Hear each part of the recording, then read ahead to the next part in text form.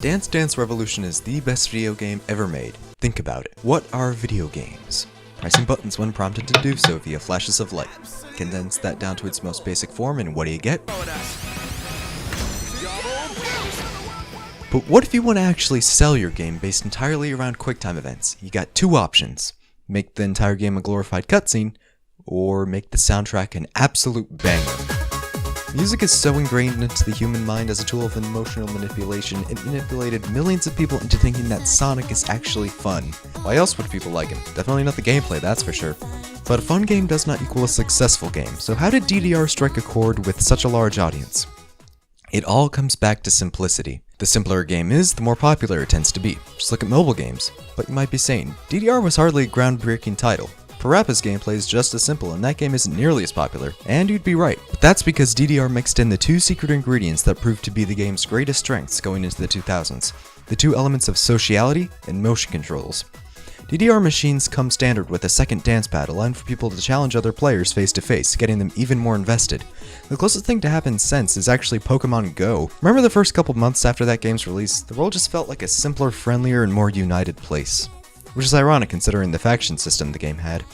And that's not the only parallel Pokemon Go has to DDR, it also has motion controls. Kinda. Does this count? Probably. Well, it doesn't matter because the whole point was that it was innovative and easy to understand. It all comes back to simplicity. You know what? I'm reworking the Triforce metaphor. Simplicity is now the flour of our DDR cake. Motion controls are the frosting, making people take notice. Sociality is the sugar, making sure players are always left wanting more. Add some bangers for sprinkles, add some salt for adjustable difficulty, making sure that the sweetness doesn't overwhelm people. But we're missing an ingredient. It doesn't matter how much sugar you add, without baking soda, your cake would collapse before long. And that's where our good friend capitalism comes in. DDR was a massive hit, and Konami knew it.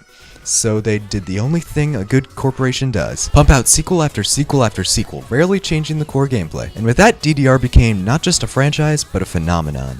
So what if you want to get into DDR? Well, it's simple. DDR1 is a good place to start, or if you live in Europe, it's called Dancing Stage because Europe still wasn't over the UK being involved in 11 revolutions alone. It would take 10 years for DDR to come out of the closet and reveal its true name with DDRX, but we'll get to that, be patient. The next game was naturally DDR Second Mix, but then Konami decided to take a page out of Ubisoft's book and release two other main series games under different titles before releasing DDR Third Mix. Those of course being Best of Cool Dancers and Dancing Stage featuring True Kiss Destination. You see, DDR was called Dancing Stage in Europe for very reasonable reasons, but at the same time, Konami decided to release a game under the name Dancing Stage, but deviating from the traditional DDR by making the soundtrack exclusively from a specific band. To this day, there are only two games in the Dancing Stage pseudo spin-off series of games, those being True Kiss Destination and Dancing Stage featuring Dreams Come True. Then Konami was thinking, okay, we've waited long enough, time for DDR Third Mix. But for the American release, they changed the name to DDR USA because us Americans absolutely despise the number 3. Two karaoke spin-offs came out between DDR Third Mix and Fourth Mix, but I know why you're really here. You thought I forgot the third Dancing Stage game. Well, that's because it's only called that in Australia. In Japan, it's called the far superior title, DDR Disney's Rave. Afterwards, Konami knew that they had hit their peak with DDR Disney Rave, so they calmed down and released a couple more main series titles with no spin-offs for a while. DDR 5, 6, 7 Extreme came out before Konami released their most influential title yet, DDR Supernova. DDR was due for a reboot, and Supernova shook up the formula quite a bit by being the exact same game as the other DDR titles, just with no number at the end. After a while, Konami changed their mind and decided that they liked having a number at the end of every title and released Supernova 2, first arcade release to end with a simple number, no mix, no featuring True Kiss Destination, simply DDR Supernova 2. But then Konami was like, wait a minute, numbers are stupid, now letters, that's where the money is, and named the next DDR Dance Dance Revolution X, which shook the world so hard it retained the DDR branding in Europe. X2 and X3 soon followed before Konami had a complete mental breakdown and named the next game simply Dance Dance Revolution. And the game after that.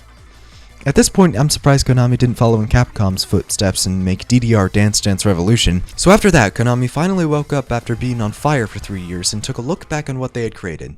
There were some good titles, there were some great titles, but if they kept this up, they would be leading themselves to their own destruction.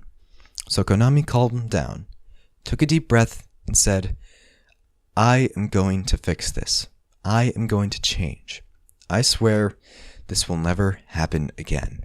This is my clean start. I am pleased to announce Dance Dance Revolution A.